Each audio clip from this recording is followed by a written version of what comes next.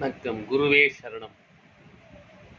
நமது குடும்பத்தில் நமது முன்னோர்கள்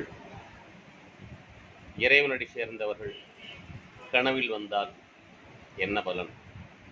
இன்னைக்கு வந்த 2 பேர் இந்த கேள்வியை கேட்டாங்க. பொதுவா உங்க குடும்பத்துல இறந்தவருடைய இறைவனடி சேர்ந்தவருடைய ஆத்மா உங்களது கனவில் வந்தால்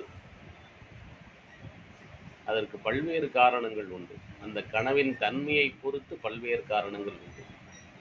பொதுவான தன்மை என்பது அந்த ஆத்மாவானது உங்களுக்கு ஒரு விஷயத்தை உணர்த்துவதற்காகவே வருகிறது.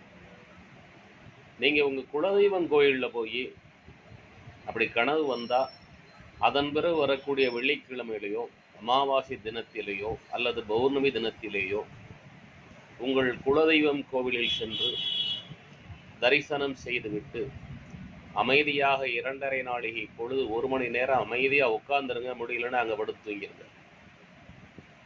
உங்களுக்கு நீங்கள் தூங்கும் பொழுதே என்ன பிரச்சனை, அதை எப்படி தீர்க்க வேண்டும் என்ற அனைத்து விஷயங்களும் உங்கள் குலதெய்வம் கோவிலில் நீங்கள் தியானத்தில் அமர்ந்திருக்கும் நேரத்திலோ, வயதானவர்கள் தியானத்தில் அமர முடியவில்லை என்றால் படுத்து தூங்கி விடுங்கள். அந்த தூக்கத்திலேயோ உங்களுக்கு அதற்கான விடை கிடைத்துவிடும். இதை நான் பல்வேறு நபர்களுக்கு சொல்லி இருக்கிறேன். பல்வேறு நபர்களிடம் அனுபவத்தில் உணர்ந்திருக்கிறேன். யாரிடமும் கேட்க வேண்டிய அவசியமில்லை.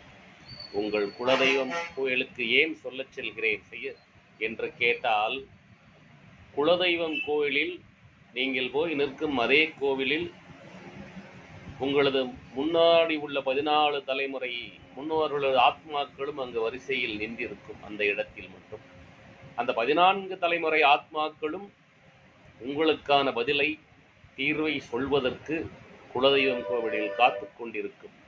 இதுதான் குலதெய்வம் கோவிலின் ரகசியம். எனவே அந்த கோவிலில் சென்று வழிபாடு செய்துவிட்டு அமைதியாக உட்கார்ந்திருங்கள். கண்ணை மூடி உங்களுக்கு பதில் கிடைக்கும். அல்லது அமைதியாக தூங்குங்கள். அன்றே அந்த நேரத்திலேயே உங்களுக்கு பதில் கிடைத்துவிடும். முன்னோர்கள் உங்களுக்கு வழிகாட்டுவார்கள். நீங்கள் அவர்களுக்கு முறையான திதியை செய்யாவிடில் திதி, தர்ப்பணம் முதலியவற்றை உங்கள் குடும்ப பாரம்பரியத்தின் அடிப்படையில் மேற்கொள்ளுங்கள். அதுவும் உங்களுக்கு நன்மையே செய்யும். வசதி வாய்ப்பு உடையவர்கள் கடற்கரைகளிலோ ஆற்றங்கரைகளிலோ வரக்கூடிய அமாவாசை தினங்களில் சென்று திதி கொடுங்கள். இன்னும் சற்று வசதி வாய்ப்பு உடையவர்கள் வீட்டில் வருடந்தோறும் மகாலய அமாவாசை என்று திதி கொடுங்கள். நன்றி, வாழ்த்துக்கள். பண்டிட் MGP.